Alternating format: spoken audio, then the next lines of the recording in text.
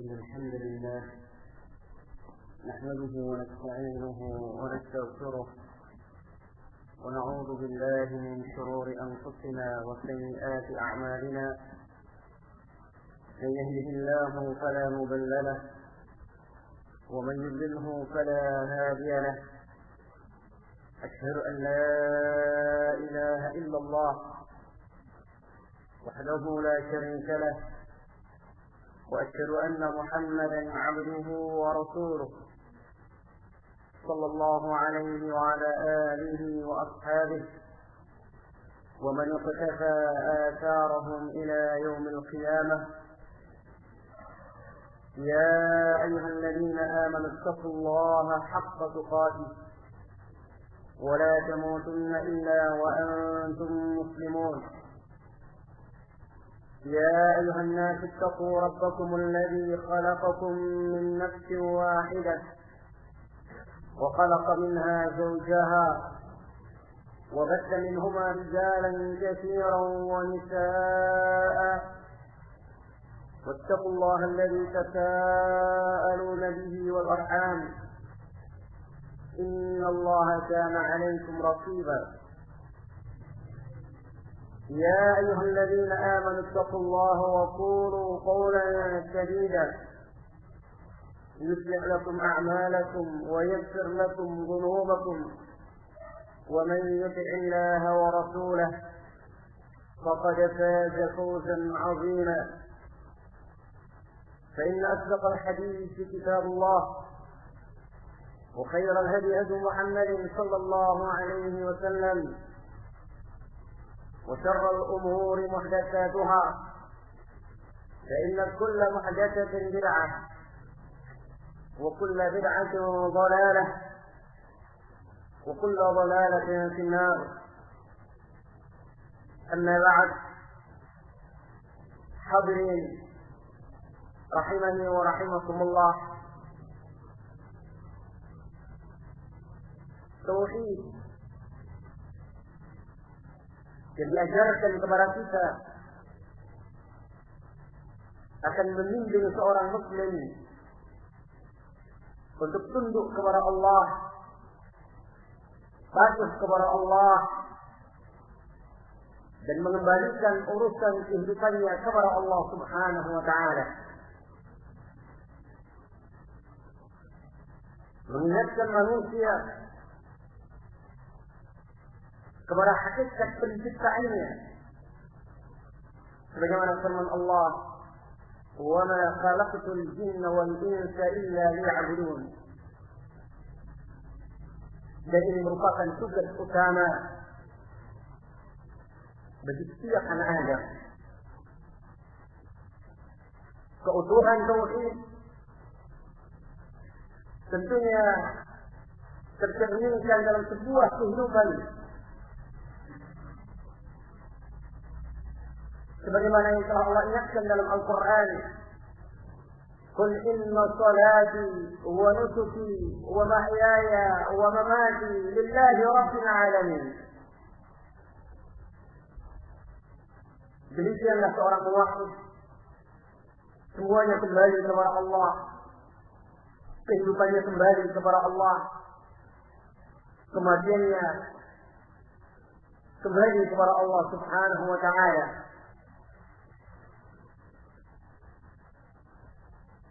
Kesalahan dalam memahami tauhid merupakan kecacatan yang fatal dalam agama kita. Di antara perkara yang fatal yaitu kesalahan orang dalam memahami tauhid ar-rububiyah. Kesalahan sebagian umat ini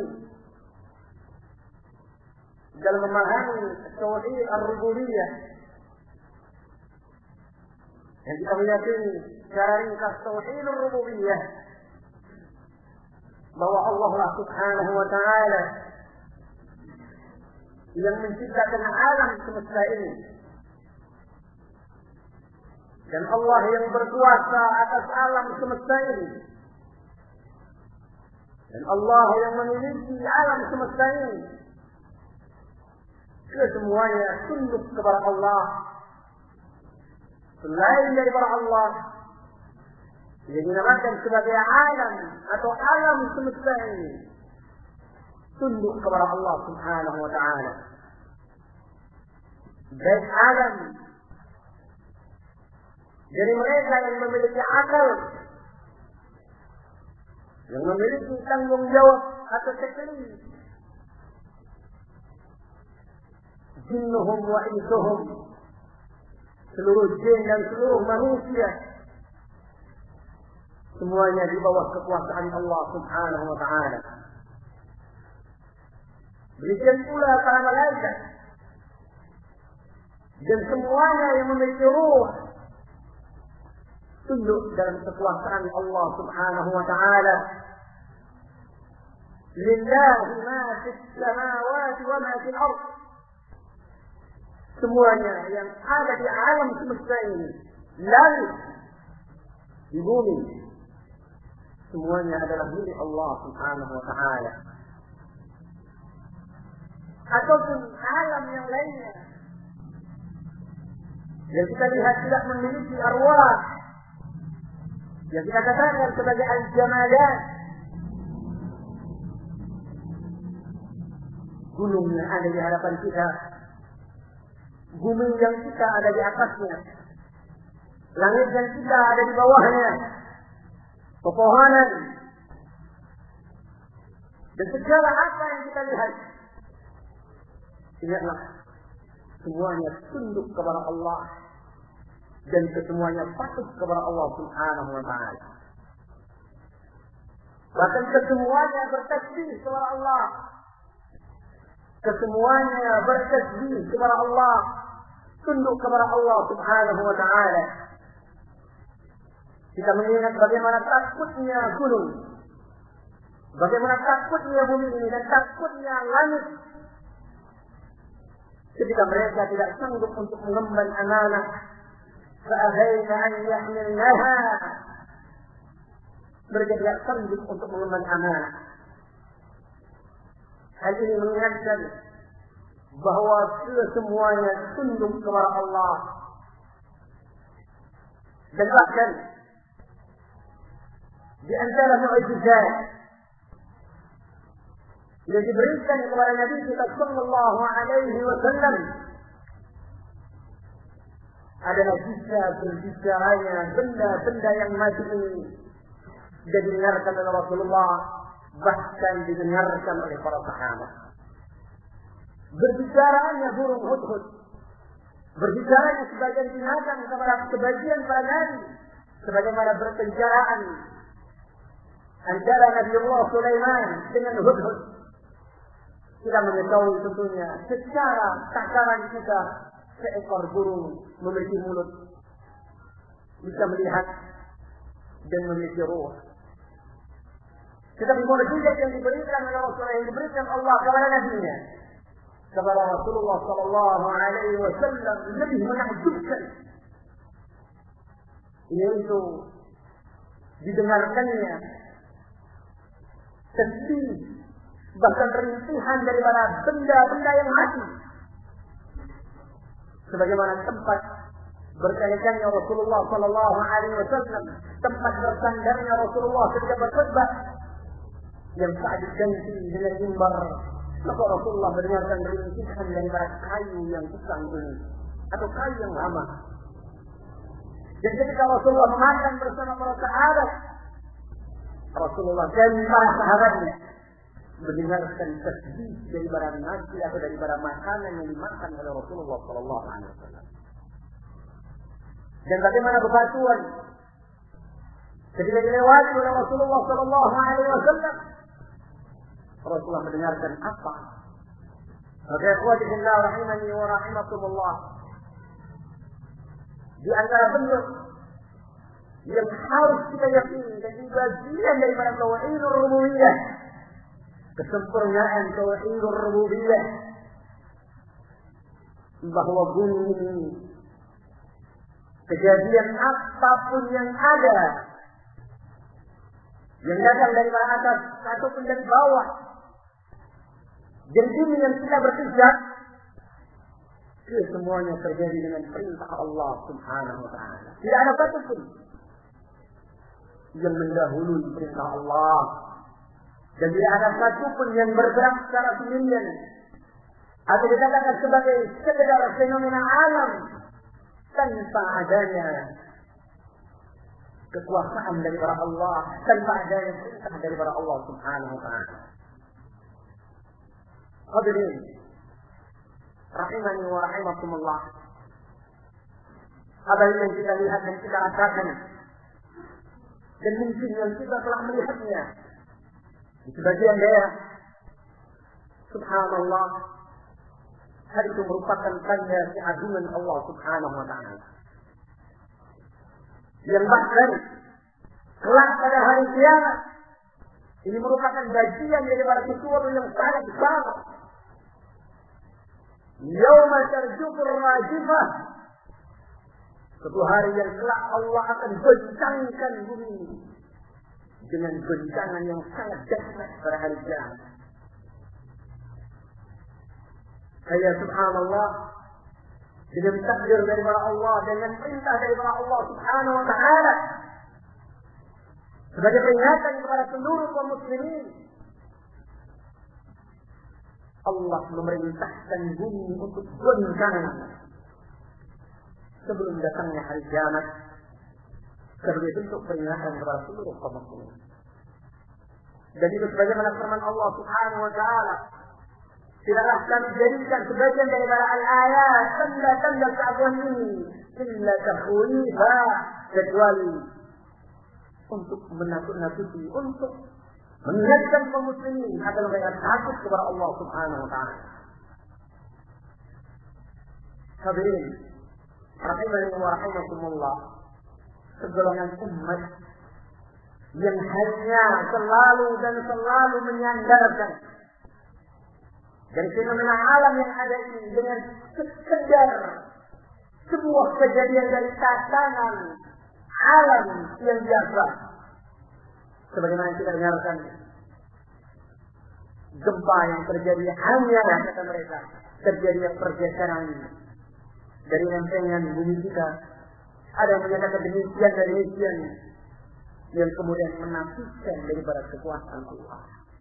Yang intinya adalah kudarnya pemahaman sebagian umat ini terhadap tauhidul rububiyah. Memang Allah Subhanahu wa ta'ala ketika menentukan, ketika menjadikan sebuah sebab, ada akibatnya. Ketika Allah menjadikan sebuah goncangan, ada sebabnya. Dan sebab yang paling besar tentunya, dan ini hal yang asasi sebagai keyakinan dalam ayatnya, wa ma asabakum min musibatin fabima kasabat aydikum wa ya'fu an katsir. Bahwa apa yang menimpa kalian daripada musibah, apapun musibah yang menimpa kita, itu adalah dikarenakan Allah daripada tangan-tangan kita, dari perbuatan kita. Tapi ingat, wa ya'fu an katsir. Allah Subhanahu wa ta'ala masih memaafkan daripada sekian perkara yang lebih banyak. Hadirin rahimani wa rahimakumullah, sadarkah kita kalau Allah Subhanahu wa ta'ala berkeinginan untuk mengazab dari setiap kesalahan yang kita lakukan, demi Allah tidak akan satupun kita yang sanggup untuk tertolong. Jika Allah Subhanahu wa ta'ala memberikan hukuman daripada setiap dosa dengan disegerakannya sebuah adab, maka kita yakin tidak akan mungkin sanggup untuk tertolong. Tetapi subhanallah, sebagaimana Allah ingatkan, wa ya'fu an katsir, Allah Subhanahu wa ta'ala masih memaafkan sekian banyak. Dan ini merupakan juga bagian dari rahmat Allah Subhanahu wa ta'ala. Sekian banyak orang yang mempersekutukan Allah, sekian banyak yang durhaka kepada Allah, Sekian banyak yang melalaikan ajaran Allah. Dan dalam waktu-waktu kita sekian banyak kemaksiatan yang kita lakukan. Tetapi subhanallah, Allah terkadang masih sayang dengan kita. Terkadang Allah subhanahu wa ta'ala masih memaafkan. Tetapi na'udzubillah, ketika Allah subhanahu wa ta'ala menjadikan tertundanya azab sebagai kejelekan terhadap umat manusia. Karena hadirin rahimani wa rahimakumullah, ada yang memang sebarangan umat yang Allah tunda azabnya dengan mendapatkan nisbatan azab yang mereka. Dan kita yakin azab yang paling besar tentunya ketika azab itu menimpa atau musibah yang paling besar ketika menimpa agama kita. Ketika seorang kufur kepada Allah, sungguh dia tentunya berada dalam sebuah musibah yang besar. Maka Rasulullah sallallahu alaihi wasallam selalu meminta kepada Allah untuk jangan ditimpakan musibah itu mengenai daripada atau mengenai agama mereka atau agama Rasulullah sallallahu alaihi wasallam. Fala taj'al musibatana fi dinina. Ya Allah, janganlah engkau timpakan musibah itu menimpa agama.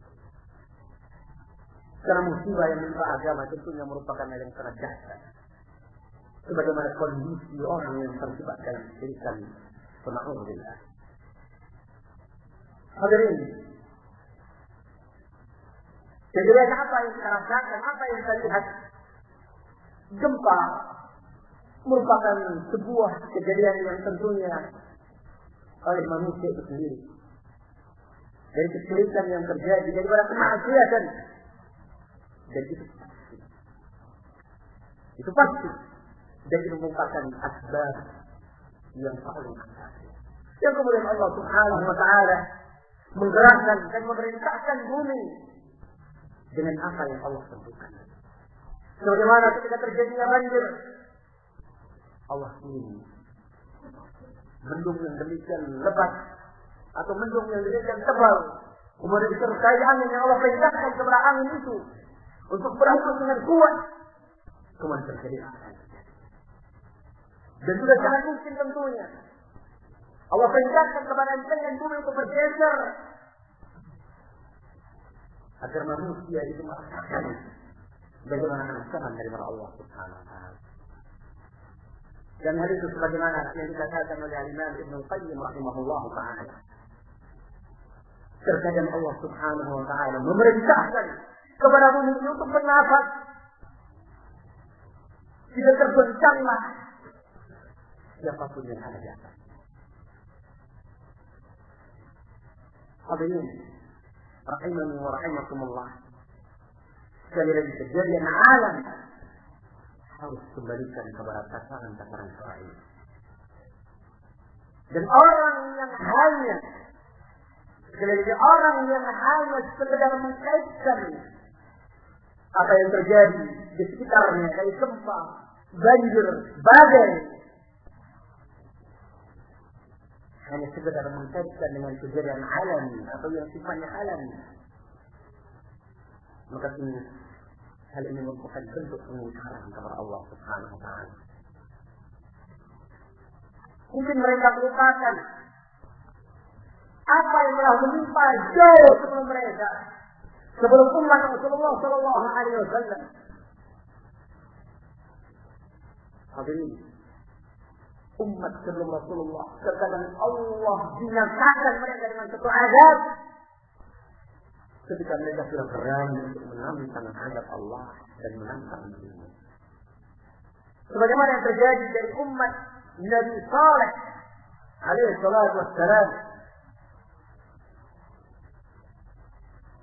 dan berani mengingkari Allah Subhanahu wa taala, bahkan berani menantang adanya azab, turunnya azab dari Allah Subhanahu wa taala, yang pada akhirnya فأخذتهم الرجفة فأصبحوا في دارهم جاثمين. Allah bentangkan alam bumi sehingga binasalah mereka di rumah mereka. Dan juga apa yang telah menimpa kaumnya Nabi Shu'aib,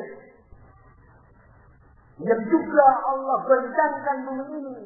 La'aqadanhumur rajfatu fa'asbahu fi darihim jathimin. Umatnya Nabi Shu'aib yang juga Allah binasakan dengan gempa yang mengenai mereka. Dan juga ingat umatnya Nabi Musa alaihi salatu wassalam. Coba anda perhatikan. Kadang-kadang Allah itu memang menggunakan sebagian permukaan bumi dan membiarkan permukaan yang lainnya dalam keadaan tenang, dalam keadaan tidak tergoncangkan. Yang telah bersumpah dengan Allah, yang kemudian mereka mengingkari Allah Subhanahu wa Ta'ala, maka Allah katakan, "Falamma akhadathum ar-rajfah, qala rabbi law syi'ta aslabtahum." Subhanallah, Allah goncangkan tempat berdirinya mereka. Coba anda perhatikan, dan kejadian gempa yang terjadi merupakan bagian peringatan dan azab terhadap sebagian yang lainnya.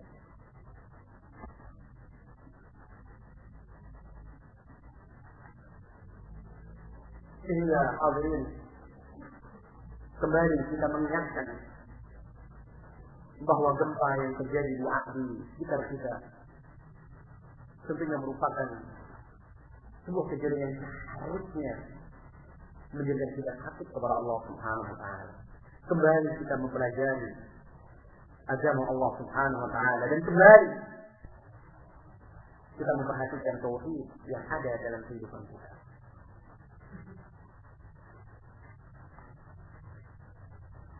Dalam beberapa ayat Allah mengingatkan tentang sebuah asbab yang tidak semuanya itu kembali kepada kita semuanya. Terjadinya gempa yang menimpa umat ini sekali lagi, semua sebabnya selalu Allah kembalikan kepada kita semua. Sebagaimana firman Allah Subhanahu wa Ta'ala, وَمَا أَصَابَكُم مِّن سَيِّئَةٍ فَمِن نَفْسِهِ. Dan apa yang menimpa daripada kejelekan, yang menimpa kita daripada kejelekan, فَمِن نَفْسِهِ, datangnya adalah kita. Sebabnya kembali kepada kita. Bahkan ketika terjadi kerusakan, ظَهَرَ الْفَسَادُ فِي الْبَرِّ وَالْبَحْرِ, adanya kerusakan di bumi dan di lautan yang ditafsirkan oleh para ulama, adanya bencana, adanya gempa, yang kemudian terjadinya kerusakan, yang kemudian tumpahnya air, bisa jadi itu air sungai ataupun air gunung ataupun air lautan. Kesemuanya adalah kesalahan dari manusia, dosa dari manusia. Nasallallahu alaihi wasallam.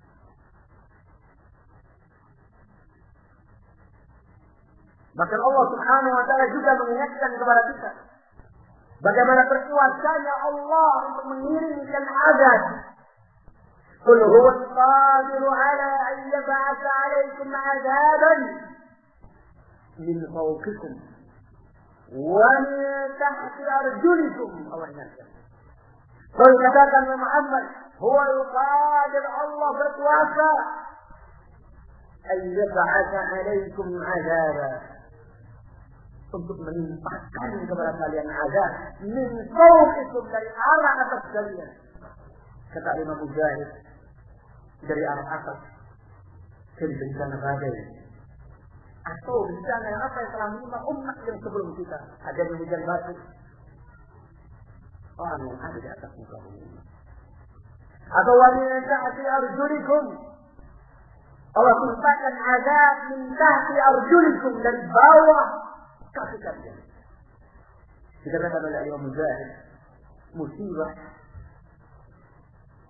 yang dikatakan ada di sifat min tahti arjulikum, contohnya yaitu al-zilzal, gempa. Dan ini merupakan urusan Allah. Dan terjadi, qul huwal qadir. Allah yang berkuasa. Allah yang memerintahkannya. Allah yang memerintahkan. Dan ingat ya ikhwah, dalam keyakinan seorang muwahhid, semua alam ini merupakan pasukan Allah Subhanahu wa taala.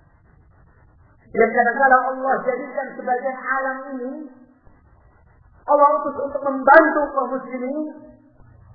Tapi terkadang juga Allah perintahkan mereka untuk menakut-nakuti, bahkan menjadi musibah bagi sebagian umat. Bagaimana membantu kaum muslimin? Sebagaimana ketika terjadi perang Badar, Allah Subhanahu wa taala memerintahkan badai untuk datang daripada arah yang berlawanan daripada musuh, sehingga ketika kaum muslimin berperang, datang angin daripada arah kaum muslimin yang membawa debu pada pasir yang berterbangan, sehingga menjadikan orang-orang kufar Quraisy mengalami kesulitan dalam hidup. Dan banyak lagi badai bagaimana menjadi tentara Allah dan kesemuanya tunduk, dan mereka semuanya siap untuk membantu, sebagaimana mereka selalu mendoakan kebaikan untuk orang-orang saleh. Ya innaka antum, sebagaimana kata Rasulullah sallallahu alaihi wasallam, bagaimana semuanya ini memintakan ampun kepada talibul ilm, hatta al-hitan fil bahr, sampai ikan di lautan, mereka semuanya memintakan ampun kepada orang yang mencari ilmu.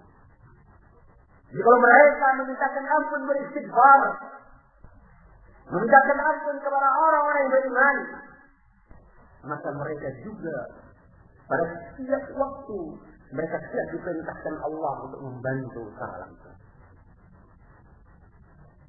Jadi kita mengingat contoh yang paling dekat ketika pasukan Inggris akan menyerang daripada pasukan Raja Abdul Aziz Al Saud di Arab Saudi. Yang mana subhanallah ketika pasukan Inggris akan mendekat ke Tabuk, Allah datangkan badai yang memporak-porandakan mereka dan hancur mereka. Dan mereka pulang dalam keadaan hampa dan penuh. Jadi ada keberanian untuk mendekati dari negeri harta. Ini adalah pertolongan dari Allah Subhanahu wa taala. Bagaimana terkadang alam ini tunduk, dan Allah tundukkan mereka untuk membantu kaum muslimin. Tapi pada waktu yang lainnya Allah jadikan mereka sebagai peringatan. Allah perintahkan ini untuk bernafas, untuk terjadi pergeseran. Mereka datang kepada Allah, ataina sa'i'in, langit dan bumi datang kepada Allah dalam keadaan patuh. Mereka siap untuk melakukan apa yang Allah perintahkan. Ikhwati fillah, pribadi seorang yang mentauhidkan Allah atau seorang yang dikatakan sebagai al-muwahhid, tentunya memang dia akan merasakan kedamaian ketika yakin dan sepenuhnya hanya menyandarkan kepada Allah dan mengembalikan kepada Allah Subhanahu wa taala. Hadirin rahimani wa rahimakumullah.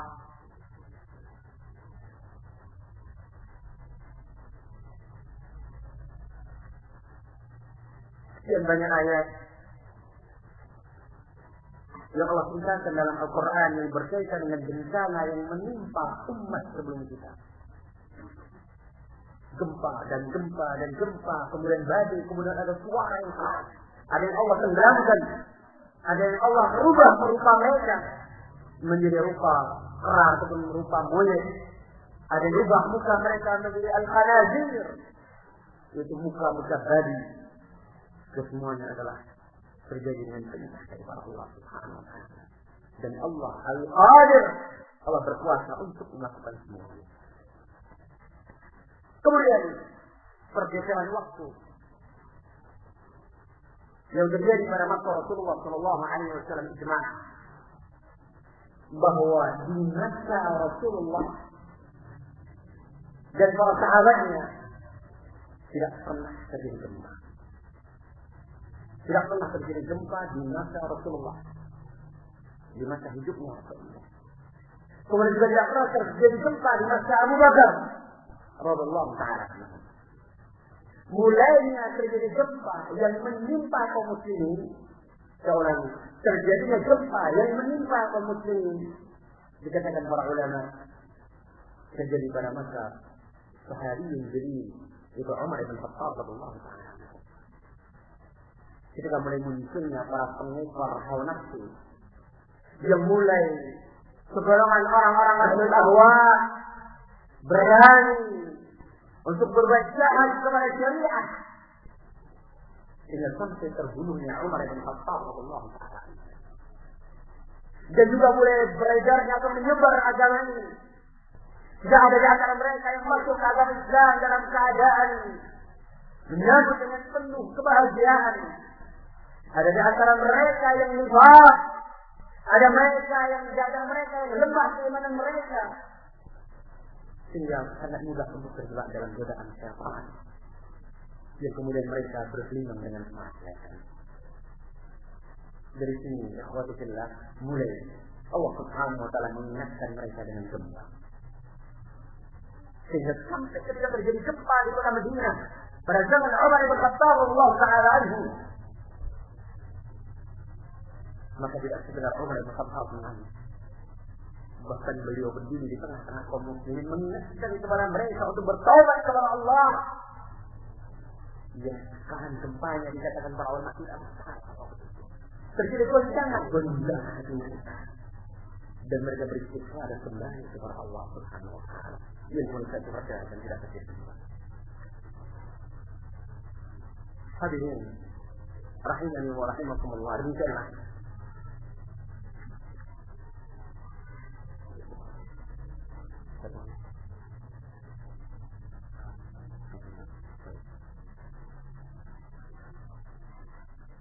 dan terus pergeseran waktu. Dan sebagaimana kata Rasulullah Sallallahu Alaihi Wasallam dalam hadis muttafaqun alaih dari Abu Hurairah radhiyallahu ta'ala anhu, bahwa min asrat as-sa'ah, di antara tanda semakin dekatnya hari kiamat, yaitu kasrat az-zalzal, semakin banyak gempa yang akan menimpa umat ini. Dan bahkan Allah akan mengakhiri kehidupan umat manusia ini dengan gempa kepada orang-orang yang paling jahat. Sebagaimana Allah ingatkan, yauma tarjufu ra'jiha.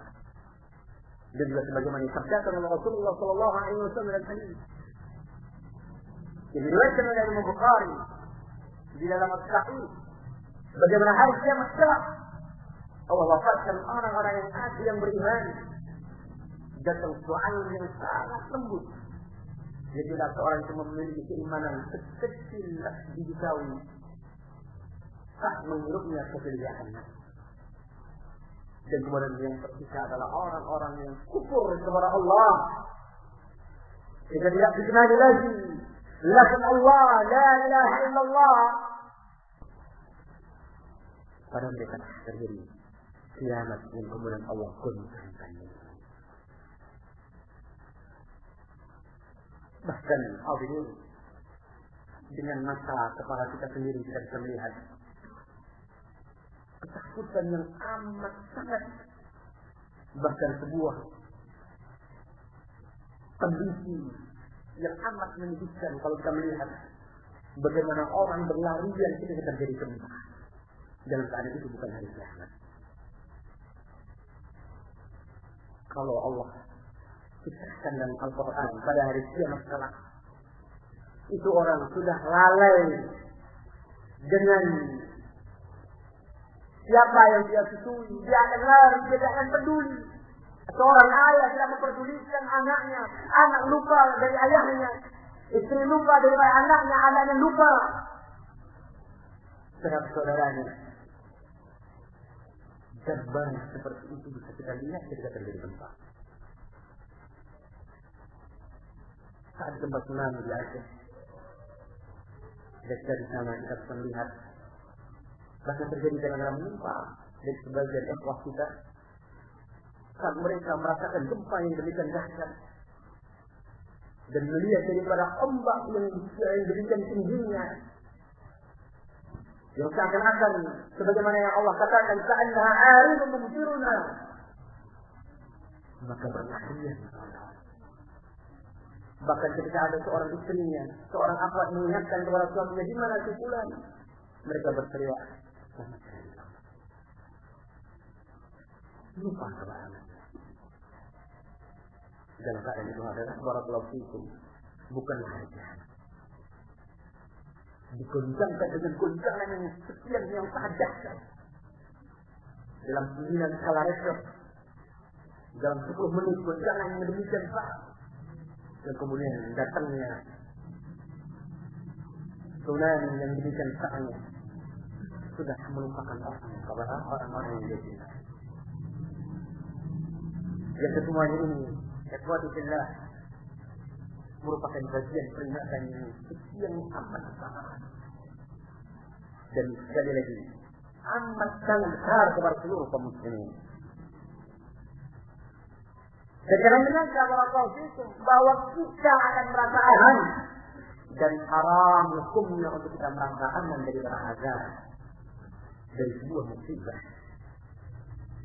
Allah Subhanahu wa taala mengingatkan, أفأمن أهل القرى أن يأتيهم بأسنا بياتا وهم نائمون. Apakah penduduk satu daerah akan merasa aman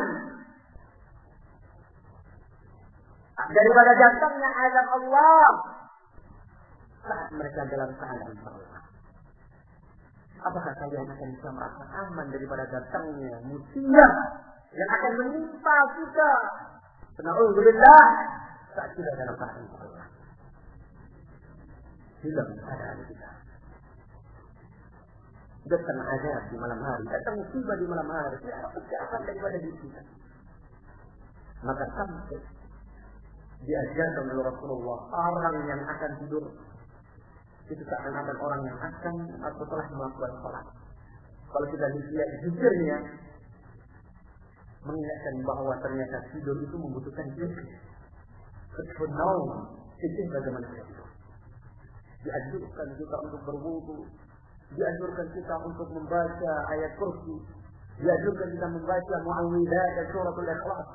Bahkan lebih sempurna lagi untuk kita mengucapkan ke seluruh tubuh kita setelah kita membaca al-mu'awwidzat. Kemudian kita membaca subhanallah 33 kali, alhamdulillah 33 kali, Allahu akbar 34 kali. Kemudian kita mengarahkan, yaitu kita membalikkan ke arah kanan. Kemudian kita sekian banyak ada zikir yang hendaknya dibaca ketika orang. Kenapa? Kondisi yang paling dan paling lemah yang jadi akan datang musibah. Dan juga Allah Subhanahu wa taala melepaskan kita daripada penjagaannya. Alhamdulillah. Makanya sampai di antara doa ketika akan tidur, sebagaimana yang dicontohkan dalam hadis yang sahih, diajarkan kepada kita, Bismika Rabbi, wa dha'tu jambi, wa bika arfa'u, fa in amsakta nafsi fa'ahamha. Ya Allah, jika engkau tahan jiwaku ya Allah, fa'ahamha, rahmati jiwaku itu. Wa in arsalta, dan kalau engkau lepaskan, engkau bangunkan aku, fastabha, maka jagalah kehidupanku, karena tahfadhu bihi ibadat as-salihin, sebagaimana engkau jaga hamba-hambamu yang saleh. Belum lagi doa yang lainnya, Allahumma inni aslamtu nafsi ilaik. Belum lagi doa yang dikatakan. Ya kadang-kadang mungkin kita melalaikan ini semuanya, kadang-kadang mungkin menyukupkan mencari yang simpel. Seakan-akan mereka merasa aman, seakan-akan mereka kalau mati dan keadaan seperti khatimah. Allahul musta'an wa alaihi tuflah. Jadi sebagaimana firman Allah Subhanahu wa taala,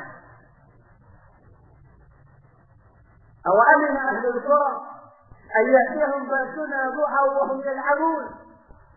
Apakah penduduk suatu daerah, suatu negeri bisa merasa aman saat akan datang kepada mereka musibah di waktu duha, wahyul azim, dalam keadaan mereka sedang menangis?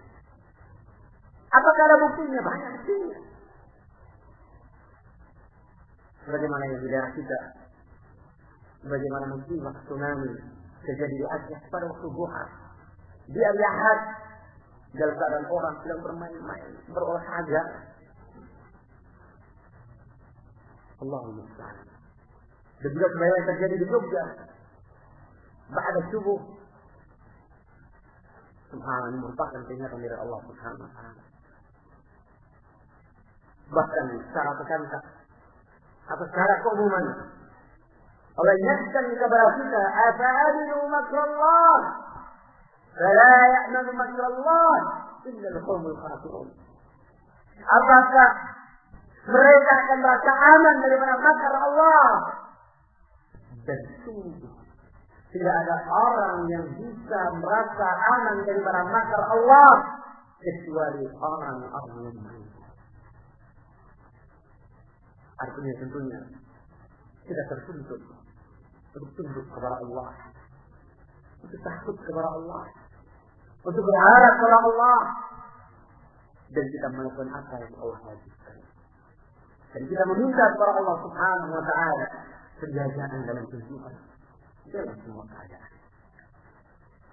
Apalagi tentunya apa yang kita dengarkan dari nasihat, ayat-ayat yang dimutilkan, kajian dari bagi yang disampaikan oleh Ustaz Ja'far, bagaimana dalam musibah itu Allah timpakan secara menyeluruh. Ketika tidak ada al-amru bil ma'ruf wa nahyi 'anil munkar, ketika kemaksiatan itu lebih mendominasi, maka azab itu juga menyeluruh, akan menimpa semuanya. Dan kemudian tentunya kondisi daripada setiap person yang terkena musibah itu kembali kepada Allah. Ada di antara mereka yang Allah ampuni, ada di antara mereka yang Allah taufikkan sebagai syahid karena tertimpa reruntuhan. Ada di antara mereka yang memang mati dalam kemaksiatan kepada Allah. Ada yang mati dalam keadaan belum bertaubat kepada Allah. Ada yang mati tentunya dalam beragam keadaan. Dan kesemuanya tentunya Allah yang Maha Tahu. Hadirin rahimani wa rahimakumullah, kembali kita ingatkan bahwa suatu azab itu bisa akan jadi tentunya atau bisa jadi terjadi dalam keadaan di luar perhitungan kita. Dan yang menyenangkan bahwa musibah juga akan menimpa negeri kita atau daerah kita. Dan jangan tentunya untuk sekali-kali kita merasa aman bahwa kita tidak akan tertimpa musibah.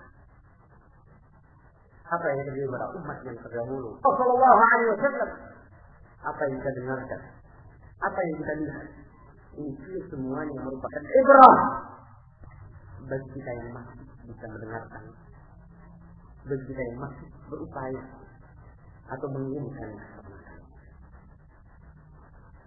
Oleh sebab itu, ikhwati fillah, rahimani wa rahimakumullah, ketika suatu kaum Allah tunda daripada musibah yang menimpa mereka, maka tentunya mereka dalam beragam kondisi. Jika mereka adalah orang-orang yang jahil, maka ingatlah, satu sisi yaitu kekufuran mereka itu adalah suatu musibah yang sudah atau yang sangat. Mungkin kita melihat bagaimana keadaan daripada orang-orang jahil. Mungkin kadang-kadang timbul pikiran dalam hati kita, kenapa tsunami tidak terjadi di Amerika? Kenapa ini tidak terjadi di negeri mereka? Ingat, azab. Kapan terjadi azab? Kepada siapa diturunkan? Kapan terjadi? Itu semuanya Allah yang Maha. Qul huwal qadir. Katakan bahwa Allah lah yang berkuasa dan mampu melakukan kesemuanya. Dan tentunya yang pasti kesemuanya ada di dunia. Dan ditundanya azab yang sifatnya fisik Terhadap orang-orang yang kafir, bisa jadi tentunya akan ditundanya sebuah azab yang besar. Dan tentunya sekali lagi satu sisi bahwa azab ketika seorang berada dalam kekufuran itu merupakan sebuah azab. Sebagaimana dikatakan oleh Umar bin Khattab radhiyallahu taala, kekufuran mereka itu sebuah azab. Karena kalau mereka mati dalam keadaan kufur kepada Allah, maka tentunya mereka akan kekal tanpa ada batas yang tidak ada lagi kematian tentunya. Dan jadi barakallahu fiikum mungkin di umur kita, di abad kita mungkin tidak terjadi. Berapa sih umur kita? Mungkin umur kita 40 tahun, 50 tahun, mungkin 100 tahun lagi, mungkin 5 tahun lagi. Allah Maha tahu kepada siapa, kapan. Dan ingat sekali lagi bahwa azab Allah itu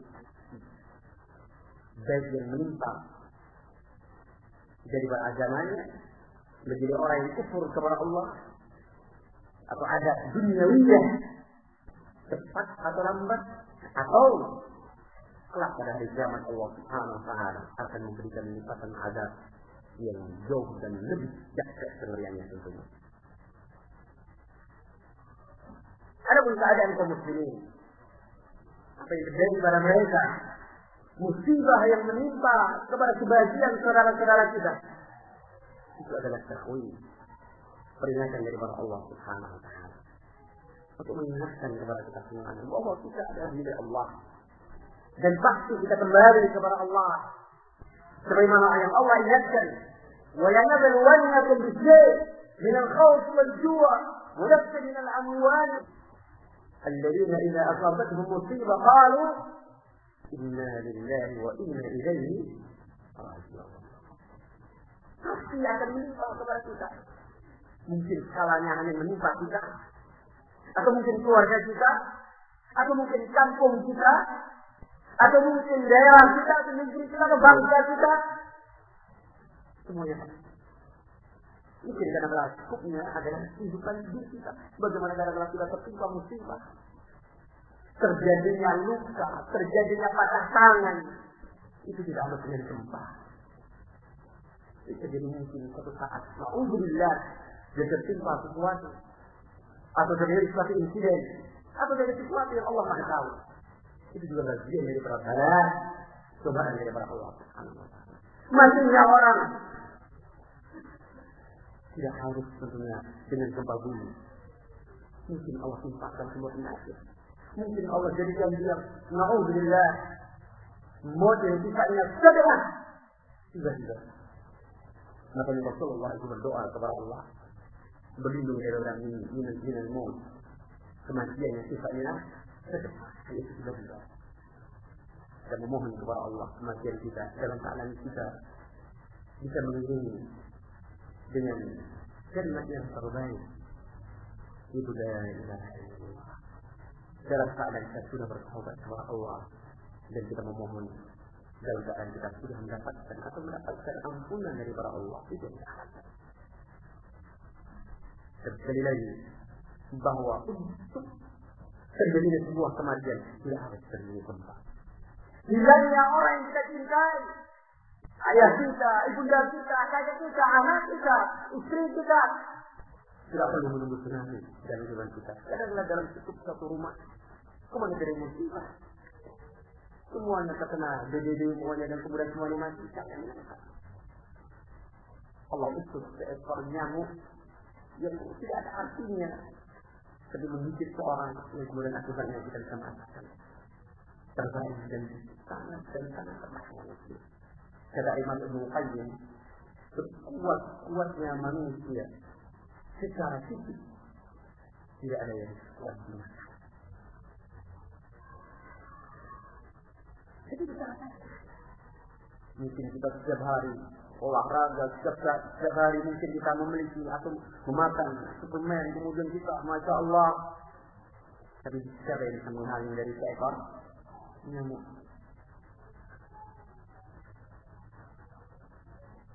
dan diceritakan oleh Al-Imam Ibnu Qayyim bagaimana keadaan fisik manusia yang tidak sah itu rentan kepada musibah. Maka alangkah sombongnya jika seorang itu menunda kebaikan. Alangkah sombongnya jika seorang itu berbuat tentunya pendurhakaan, menghindari daripada kebaikan-kebaikan yang Allah ajarkan. Demikianlah yang mungkin bisa kita sampaikan pada pertemuan kali ini. Banyak hal yang sebenarnya ingin kita sampaikan tentang permasalahan yang berkaitan dengan gempa bumi. Kita ingin menampilkan ayat per ayat dan ahadits dan kisah-kisah yang terjadi. Jadi tentunya batasan waktu diterjemahkan secara Syekh Mukbil dengan kitab aslinya, yaitu Idhahul Maqal fi Asbab Zilzal, penjelasan secara terperinci tentang sebab-sebab terjadinya gempa. Wa rad 'ala al-malahidah ad-dhallal, dan bantahan kepada orang-orang yang hanya selalu mengkaitkan kejadian musibah ini dengan sekedar sebuah fenomena alam semesta atau semacam. Sudah diterimakan kemudian ditutup oleh beliau dengan kejadian gempa bumi yang dari sejak zaman Umar bin Khattab radhiyallahu taala anhu sampai pada masa beliau. Itu yang terjadi pada 1422 Hijriah pada masa Syekh Mukbil terjadi gempa.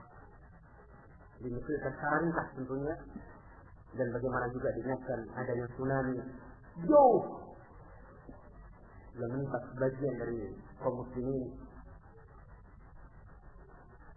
dan juga dinukulkan bahkan di sini tentang jumlah korban yang jumlahnya bahkan lebih dahsyat tentunya tidak apa yang menimpa pada masa kita, yang kesemuanya tentunya merupakan peringatan bagi kita semuanya. Semoga Allah Subhanahu wa taala selalu menjaga kita dan melindungi kita dan selalu membimbing kita untuk istiqamah di atas sunnah, dan kita memohon semoga Allah wafatkan kita di atas as-sunnah dan menggapai husnul khatimah. Kurang lebihnya mohon maaf, semoga ada manfaatnya. Wallahu a'lam bishawab. Subhanallahumma wa bihamdika asyhadu an la ilaha illa anta astaghfiruka wa atubu ilaik.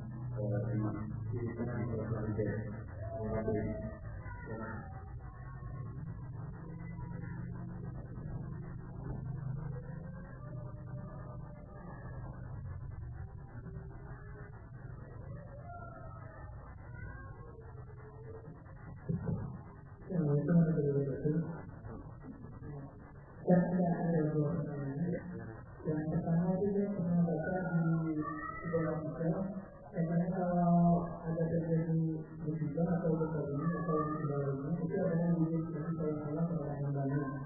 Dan semua itu katanya sudah tertulis di dalam Lauh Mahfuz 50.000 tahun sebelum penciptaan ini.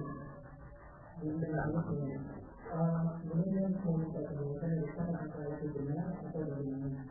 Kemudian yang kedua bagaimana tentang kewajiban terhadap harta bagi pegawai yang menerima penghasilan gaji secara bulanan, itu apakah ada kewajiban zakatnya, dan kalau seandainya ada, apakah korban bencana alam atau bangsa itu termasuk orang-orang yang berhak terjadi zakatnya? Itu bisa menentukan dengan zakat. Barakallahu fiikum. Yang berkaitan tentang pertanyaan yang pertama tentang musibah, data musibah, jawaban adalah firman Allah Subhanahu wa taala, tidaklah kami tentukan daripada sebuah tanda-tanda daripada keagungan Allah terjadi gempa atau yang lainnya, atau bahkan dari gerhana matahari, gerhana bulan, yang merupakan bagian daripada ayat yang kesemuanya ini kata Allah illa taqwifa adalah supaya tentunya memperingatkan kaum muslimin dan kaum muslimin mengambil hikmah dari itu sebuah peringatan.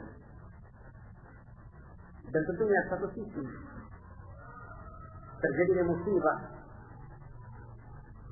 kepada siapa yang tertimpa tentunya keadaan yang beraneka ragam. Ada memang Allah Subhanahu wa taala ingin berkeinginan untuk mewafatkan seorang dalam keadaan husnul khatimah, karena kita mengetahui bahwa orang yang tertimpa reruntuhan dia adalah syahid. Orang yang tenggelam dia adalah syahid. Orang yang sakit perut menjilahnya posisinya itu seperti apa? Syahid. Ada orang yang memang Allah wafatkan dalam keadaan dia berbuat maksiat, maka itu menjadi azab baginya. Dan tentunya beragam kondisi, tetapi secara keumuman terjadinya gempa ataupun yang lainnya musibah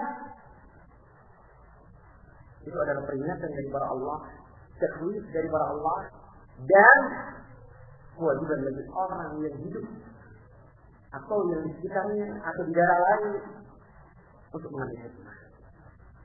Sebagaimana Allah firmankan, afalam yasiru fil ardh, tidakkah mereka berjalan di atas muka bumi ini, fayanzuru kaifa kana 'aqibatu dhalimin, dan kemudian mereka melihat bagaimana akibat dari orang-orang yang berbuat zalim. Karena tentunya usul asal, kita katakan usul artinya asal daripada terjadinya musibah itu pasti adalah kesalahan. Terjadinya gempa itu pasti kesalahan dari kita. Dan kemudian Allah Subhanahu wa taala menimpakan sebuah azab atau musibah, dan juga sebagaimana yang tadi mungkin antum ingat, kadang-kadang musibah itu menimpa secara menyeluruh. Oleh karena itu barakallahu fikum, yang wajib bagi kita adalah kita menjadikan apa yang terjadi ini sebagai takwif peringatan. Kemudian yang kedua, ketika Allah menyatakan afalam yasiru, maka kewajiban bagi kita adalah mengambil hikmah.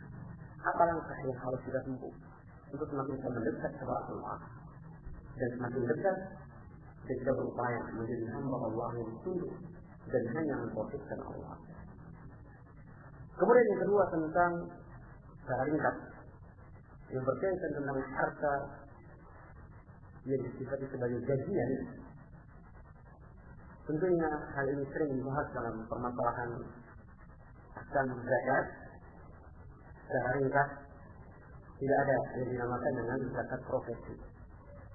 Yang ada adalah zakat sebagaimana yang disebutkan secara syariah, bahwa zakat itu dengan dua syaratnya dan mencapai haul.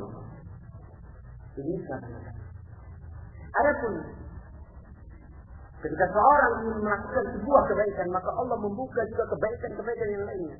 Di sana ada yang sifatnya sedekah itu wajibah, zakat, dan zakatul mal, dan zakatul sir, ataupun yang berkaitan dengan zakat yang sifatnya wajibah atau sedekah wajibah.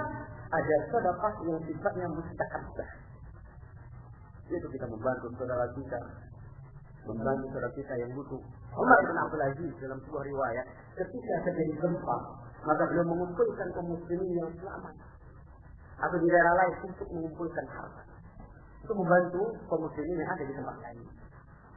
Kemanfaatan itu lain daripada wujud loyalitas ukhuwah, lain daripada wujud ta'awun 'alal birri wat taqwa, dan tentunya bagian yang harus memang ditunaikan dikatakan oleh para ulama, dengan seorang itu bersedekah, dengan seorang itu beristighfar, maka hal ini kita harapkan akan semakin mendekatkan kita kepada Allah dan semakin terhindarkan dari neraka.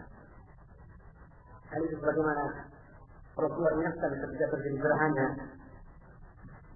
dalam hadis yang diriwayatkan oleh Imam Bukhari, ketika terjadi gerhana maka Rasulullah menyuruh kepada kaum muslimin untuk bertaubat. beristighfar, dan bersedekah. Ini tidak terjadi belakangan. Jika Umar bin Abdul Aziz mengingatkan kepada kaum muslimin yang selamat daripada gempa atau musibah yang lainnya untuk beristighfar kepada Allah. Dan ini lebih dahsyat tentunya. Yang menimpa secara langsung. Dan dirasakan ada korban. Mungkin kalau gerhana matahari, kalau korban secara langsung mungkin tidak ada. Dalam kondisi seperti aja atau seperti ini, Rasulullah menyuruh kaum muslimin bertaubat dari sebuah fenomena alam yang dahsyat tentunya dan terjadi dengan perintah daripada Allah dan menunjukkan kekuasaan Allah bahwasanya Allah adalah al-Malikul Mulk. Bahkan kata Syekh Muhammad bin Shalih Al-Utsaimin, kejujuran seseorang, kejujuran daripada keimanan seseorang itu bisa dilihat dengan bagaimana dia berinteraksi dengan hartanya. Kalau berinteraksi dengan waktu, mudah. Kita mudah sholat, bisa ini. Atau membaca dengan ahli, ya mudah. Tetapi kejujuran keimanan yang terwujudkan dalam sedekah itu merupakan hal yang sangat berat dan sangat sulit untuk kita.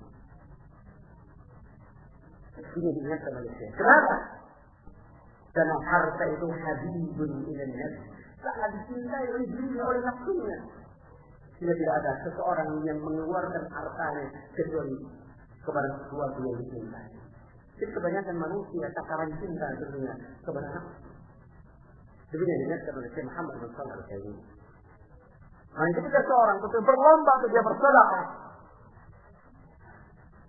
ketika dia berupaya untuk melakukan sedekah yang sifatnya mustahabah, dari setiap gaji yang ada dia keluarkan, dia membeli gaji katakan 2 juta, dia keluarkan kadang-kala 50.000 rupiah, dia sumbangkan ke pembangunan masjid, kemudian untuk demikian dan demikian, itu adalah fadilah dan tidak ada maknanya. Dan harta yang kita miliki, kata Rasulullah, adalah harta yang kita lepaskan di jalan Allah. Itu yang hakiki milik kita, yang ada. Adapun harta yang lainnya yang benar-benar milik kita, kata Rasulullah, harta yang kita miliki itu yang benar-benar milik kita ada 2. Yang kita makan sudah masuk ke perut kita. Walaupun kita punya restoran, makanan itu penuh dengan keanekaragaman, tapi tentunya tidak sanggup untuk kita makan. Dan belum kita makan. Yang sudah kita makan itu harta kita. Yang sudah nikmati itu harta kita. Yang kedua kata Rasulullah SAW, itu harta kita. Mungkin kita memakai pakaian, jam tangan kita, dompet yang mungkin berisi dengan sekian puluh beragam kartu. Tapi apa itu sebuah kartu kalau dia berjalan? Jadi hartanya. Subhanallah fiikum, ketika seorang ingin mengeluarkan dari sebagian harta yang dia keluarkan, itu benar merupakan fadilah. Tetapi jangan dikaitkan bahwa apa yang dia keluarkan itu merupakan bagian daripada hal yang sebagaimana sebagian orang mereka menjadikan ini dinamakan sebagai apa? Zakat profesi. Bahkan kalau kita lihat buku tuntunan zakat profesi atau tuntunan zakat dari sebagian baznas, itu mereka memberikan mukaddimah ketika membahas tentang zakat profesi, dikatakan ada 2 pendapat katanya. Pendapat pertama itu pendapat para salaf, para madzhab, semua mazhab menyatakan tidak ada. Pendapat yang kedua berkata Yusuf Qaradawi, bahwa zakat itu ada. Itu saya malah membaca dari terbitan baznas. Jadi pendapat tentunya yang rajih, bukan yang rajih, bahkan yang benar, yang absah adalah apa yang sudah disebutkan oleh agama kita dan disepakati oleh para salaf. Hal yang muncul pada sekarang yang notabene diadopsi dari orang-orang Syiah, yang kemudian diadopsi oleh sebagian jamaah, sebagaimana orang SDI wajib pada setiap bulan dari harta gajinya itu 2,5% dilemparkan ke sajadah. Artinya untuk bagian daripada apa? Zakatul mal, zakatul gaji. diadopsi oleh sebagian Islam jamaah, kemudian sebagian kaum muslimin yang belum mengetahui. Dan semoga Allah Subhanahu wa taala memberikan pengetahuan kepada kita dan kepada semua kaum muslimin. Wallahu a'lam.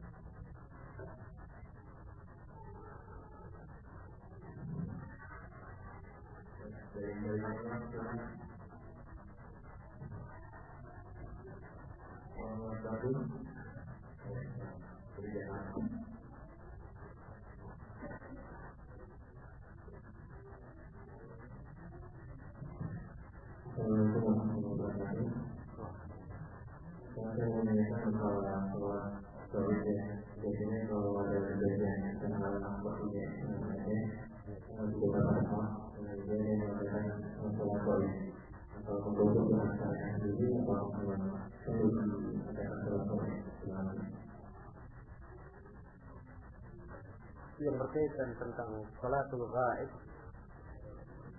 Awalnya salatul ghaib disyariatkan tentunya kalau orang yang wafat dan belum disolatkan. Ini sama. Kalau seorang yang diketahui sebagai seorang muslim dan belum disolatkan, maka diperlukan untuk kita melakukan salatul ghaib. Hadis disebutkan sebagaimana dalam hadis ketika wafatnya Raja An-Najashi. Banyak hikmah yang berkaitan dengan Raja Najashi ya kawan. Kalau kita mempelajari tentang fikih tentang kehidupan Raja Najashi, banyak hal. Bukan sekedar salatul ghaib yang akan kita jadikan pembahasan masalah ini, bahkan dalam juga perkara manhaj. Bagaimana dia berpuasa tapi tidak melakukan hukum syariat. Dalam keadaan dia seorang saja. Dalam keadaan dia seorang saja, seorang penguasa, seorang pemimpin. Dan tidak disampaikan oleh Rasulullah Sallallahu Alaihi Wasallam sama adanya itu. Ini adalah hikmah ini sangat indah dari jemaah al-Qur'an. Di antara hikmah juga disyariatkan di salatul ghaib. Ketika wafat Raja Najashi, maka Rasulullah Sallallahu Alaihi Wasallam menyatakan qumu li akhikum, berdirikan. Jadi Rasulullah memerintahkan kepada para sahabatnya untuk menunaikan salat li akhikum, untuk saudara kalian. Yaitu untuk Raja siapa? Najashi. Wafat di kafir dalam keadaan belum disolatkan. Seorang raja wafat di kafir, tidak ada yang menyolatkan. Maka Rasulullah Sallallahu Alaihi Wasallam memerintahkan untuk menyolatkan. Kemudian juga orang Rasul pendapat ini ada yang menyatakan bahwa hukum salatul ghaib secara mutlak boleh kepada siapa? Bagaimana yang biasa terjadi di masjid-masjid yang kadang-kadang menentukan sholat gaib pada bulan wahalan disebutkan nama-nama lebih parahnya kadang-kadang dengan cara boleh sholat gaib tetapi bayarannya demikian. Yang di akhir itu kalau sholat gaib di masjid yang semakin besar bayarannya semakin mahal. Kalau di masjid raya itu 100.000 karena yang sholat gaib ini. Ada sebagian ulama yang menyatakan sholat gaib itu khusus kepada mereka seseorang yang diketahui sebagai ma'lum yang akan diserahkan kita tahu bahwa muslim dia adalah muslim bukan orang kafir dan belum disolat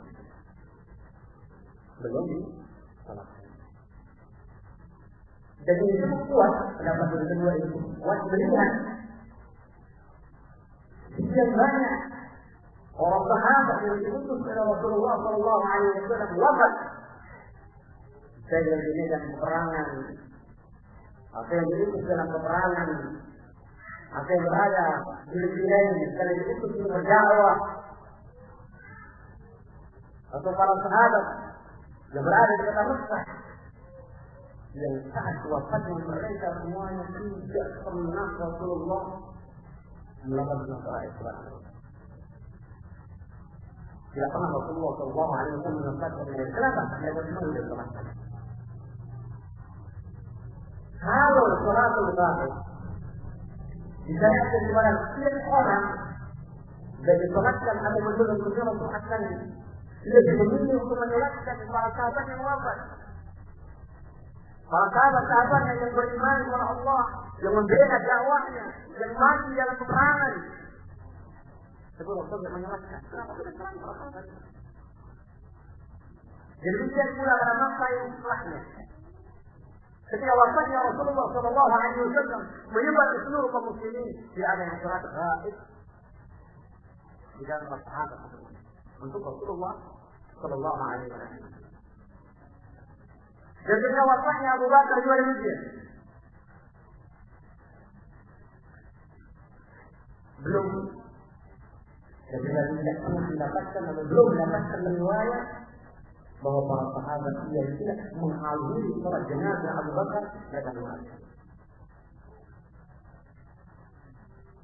Tetapi para ulama sebagian membolehkan sholat bagi mereka yang ingin sholatul gaib dengan sifat sebagaimana yang disolatkan oleh Rasulullah. Yaitu yang pertama kepada yang belum disolatkan, jikalau sudah disolatkan, kemudian kita belum menyolatkan dan dia sudah dikuburkan, tidak ada yang dikuburkan. Tidak ada yang dikuburkan itu kemudian melakukan sholat apa? Jenazah. Karena Rasulullah pernah mensolatkan seorang wanita yang menyambung dan membiasakan membersihkan masjid Nabi Sallallahu Alaihi Wasallam kemudian wafat dan Rasulullah belum menyiapkan, maka Rasulullah menyatakan tunjukkan kepada aku di mana kuburan itu. Kemudian datang kepada Rasulullah menyolatkan. Ini yang diminta. Sebagian khusus hadir untuk Rasulullah. Anak khusus Rasulullah. Sebagian ada yang menyatakan itu. Nah, kemudian yang berkaitan dengan orang-orang yang mungkin karena sering jumpa pemain di Sumatera Barat, secara khusus memandang kepada siapa kita sholatkan kita lupa. Kalau kita menyatakan kepada korban gempa semacam program gempa dari China seperti negara maksudnya, kemudian juga ada orang musyrik, ada orang bule kaget, yang bule juga orang muslim, ada juga orang Jawa yang mungkin juga kaget, karena juga manusia ada yang muslim, ada yang kaget. Dan sebagainya. Kalau kita menyatakan kepada korban gempa, maka sebenarnya korban gempa itu banyak. Kalau kita menyatakan korban gempa muslim yang belum disolatkan, jangan ada. Jadi, kami belum tahu jawabannya. Mungkin insya Allah PR dari hari apakah hal ini bisa diadakan yaitu mensolatkan sholat gaib kepada korban gempa yang belum disolatkan. Saya itu bilang kalau didapatkan ya Pak. ditolak. Makanya insya Allah kita dia akan berusaha kalau kita tidak disolatkan saja insya Allah. Kalau dia muslim insya Allah. Pertanyaan yang kita tidak tahu yang sudah menyebutkan itu korban tsunami yang terbawa ombak yang tidak tahu. Kita tidak tahu. Ini juga ada ini. Tapi kalau tidak ditemukan apa? Tidak tahu. Jadi kita pernah juga korban gempa tsunami di Aceh, jadi ditemukan sekian sekian puluh. Yang ditemukan jasadnya sekitar 175.000. Dari ekor kita 40 yang ditemukan 3 orang. Yang ditemukan. Ini apa? Ya kalau mana artinya kita belum mendapatkan kekuatan surga yang kita belum tahu. Apakah boleh melakukan sholat secara umum dengan tanpa tidak ketahui korbannya, yang sudah dinyatakan dan yang sudah katakan tadi. Tetapi yang lain dari sisi keumuman tentang sholat berbaris dan jalan sebelum berpendapat ini bahwa sholat berbaris itu ditegakkan kepada mereka dia dibuatkan dan dia muslim dan melindungi. Silahkan kita menulis kata mereka yang menguatkan jika kesalahan bekerja dan kuat atau kalau seperti saya berarti disebut seperti ini dengan saya dan kerja. Saya bersalah artinya tidak ada satu salah pun. Dan janganlah sahabat khususnya yang mereka melakukan sholat berbaris saat ada sahabat yang lain yang wafat kecuali dan berdoa. Allah Maha ini tidak ada. Allah Maha. Alhamdulillah kepada yang bertanya tadi dijawab. Pertanyaan yang belum dijawab atau yang ditanyakan bisa ditanyakan ke Jakarta @professional.com.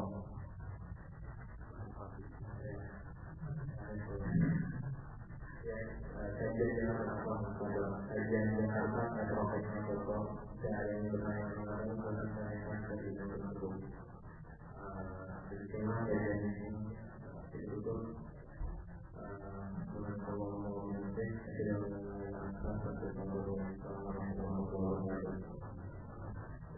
Juga bahwa berdepan saya mengenai kebijakan akan segera dimulai dari Rabu pukul 10 sampai pukul 12. Karena mengenai di sebelah semuanya pukul 12. Setiap minggu berjadwal di materi politik, akidah, yang juga menjadi hampir dan juga mengenai dan cara satu pulang dulu seperti biasa kami dia mengenai kajian dalam yang depan kajian Islam Nawawiya bersama kami ini dengan pembahasan kita Rahimul Mahfum dari Aceh Menjelang Menjelang Hari kami akan kepada yang sekalian adalah dengan informasi. Demikianlah semuanya. Assalamualaikum warahmatullahi wabarakatuh.